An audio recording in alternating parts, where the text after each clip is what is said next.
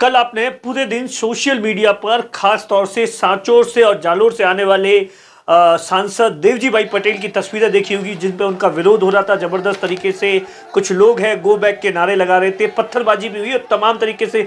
और इस पूरे मामले को लेकर देवजी भाई पटेल ने एफआईआर भी दर्ज करवाई है। देवजी भाई पटेल को जो बीजेपी की पहली सूची आई थी उनमें 41 नाम थे और उसमें कुल मिलाकर 7 सांसद थे और उसी में से देवजी भाई पटेल को बीजेपी ने सांचौर से प्रत्याशी बनाया था।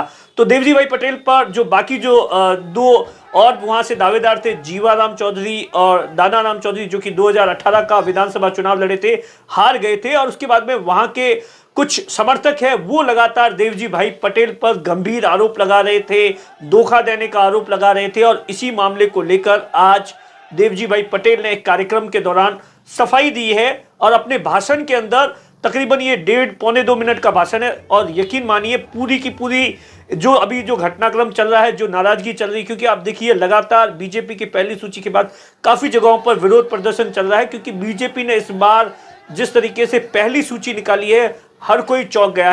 टिकट मिलने के बाद में जो देवजी भाई पटेल को लेकर विवाद चल रहा था, लगातार उन पर धोखा देने का आरोप लगा रहे थे। और उसी के बाद में आज देवजी भाई पटेल ने एक सार्वजनिक मंच से, जहां पर वो लोगों को संबोधित कर रहे थे और ये कहा कि चर्चा है कि मैंने किसी को धोखा दिया है। तो देवजी भाई पटेल ने कहा कि आज दिन तक का इतिहास है और मैं यहां पर गुरुमान विराजमान है, मैं कसम खाने को तैयार हूं, आज दिन तक मैंने कभी किसी को धोखा नहीं दिया है, नहीं धोखा दूंगा। और धोखा मेरे खून के अंदर नहीं है और धोखा देने वाले को मैं सहन नहीं करता हूं, मैं अपने कामकाज को करता हूं। आप लोगों ने मुझे लगातार 3 बार एमपी के तौर पर आशीर्वाद दिया है, मुझे जो टिकट दिया है वो केंद्रीय नेतृत्व ने टिकट दिया है, मैंने टिकट नहीं मांगा था। देवजी भाई पटेल का कहने का मतलब यह है कि इस बार जो है, पहले बीजेपी मुझ पर सांसद के लिए भरोसा जताती थी तो मैं सांसद के लिए चुनाव लड़ता था, लेकिन इस बार बीजेपी ने मुझे विधानसभा चुनाव लड़ने के लिए कहा है।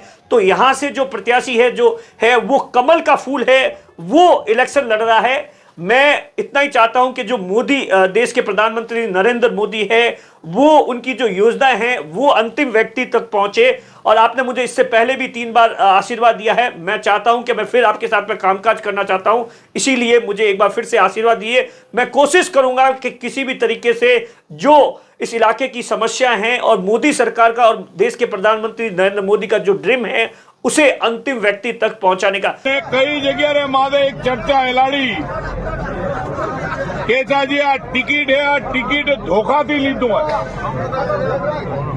आज हुदीरो इतिहास आज एडे भोपोजी विराजमान है, गुरुवर विराजमान है, चढ़नारे मोए हाथ मिलीने सोगन खावाने तैयार हूं। न कदी धोखो करियो है, न कदी धोखो करो, धोखो मोरा खून में ही नहीं है, न मैं कदी धोखा ने सहन करो सा। वो मारा कौम थी कौम करो, मैं न करे पाए दी छीनी ने लीधु है। केंद्रीय नेतृत्व है भारतीय जनता पार्टी रो टिकट दीधो है और आ कमल नो फूल जी है, वो कमल नो फूल इलेक्शन लड़ी रहो। आ मोथोरे चरणों में निवेदन करवा चाहूं।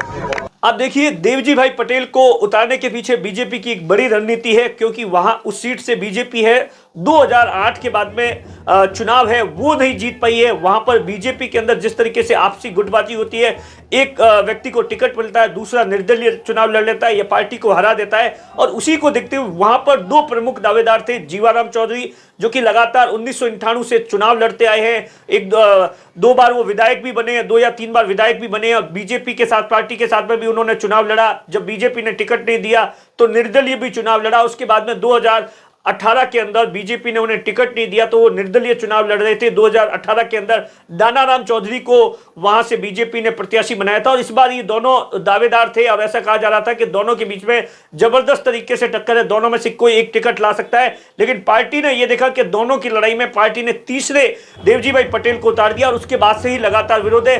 खबर तो यह भी है कि दोनों हैं कल शाम को जयपुर के अंदर गए हैं, बीजेपी के बड़े नेताओं से मुलाकात कर रहे हैं। अब देखने वाली बात होगी कि देवजी भाई पटेल है इस पूरे मामले को लेकर कैसे डैमेज कंट्रोल करते हैं। कैमरे के पीछे अशोक है, मैं आपका साथी दिनेश बोहरा।